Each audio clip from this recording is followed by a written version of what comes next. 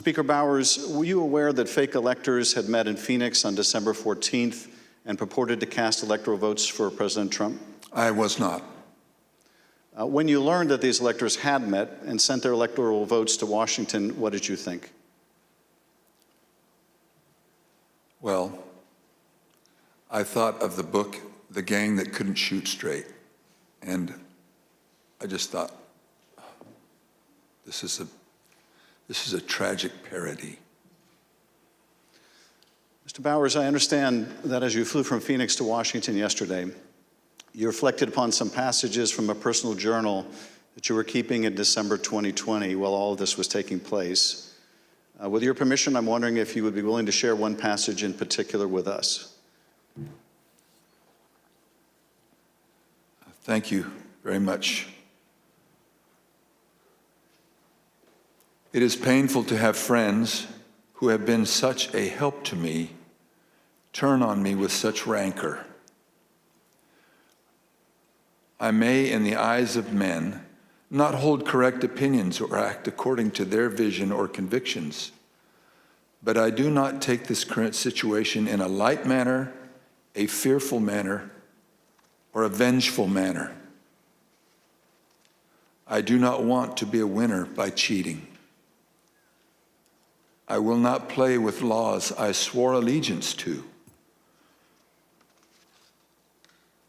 with any contrived desire towards deflection of my deep foundational desire to follow God's will as I believe He led my conscience to embrace. How else will I ever approach Him in the wilderness of life, knowing that I ask this guidance only to show myself a coward in defending the course He let me take. He led me to take. Thank you, Mr. Speaker. Those are powerful words. I understand that taking the courageous positions that you did following the 2020 election in defense of the rule of law and protecting the voters of Arizona resulted in you and your family being subjected to protests and terrible threats. Can you tell us how this impacted you and your family?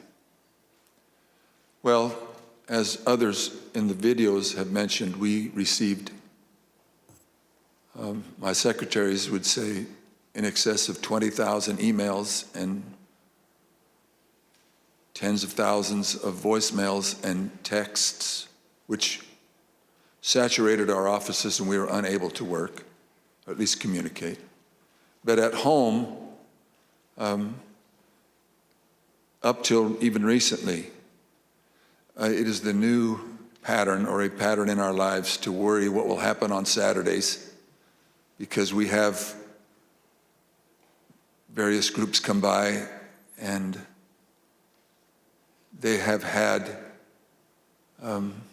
video panel trucks with videos of me proclaiming me to be a pedophile and a pervert and a corrupt and politician, and blaring loudspeakers in my neighborhood and leaving literature both on my property, but arguing and threatening with neighbors and with myself. I don't know if I should name groups, but there was one gentleman that had the 3 bars on his chest, and he had a pistol and was threatening my neighbor, not with the pistol, but just vocally. When I saw the gun, I knew I had to get close. And at the same time, on some of these, we had a daughter who was gravely ill, who was upset by what was happening outside. And my wife, that was a valiant person, very, very strong, quiet, very strong woman.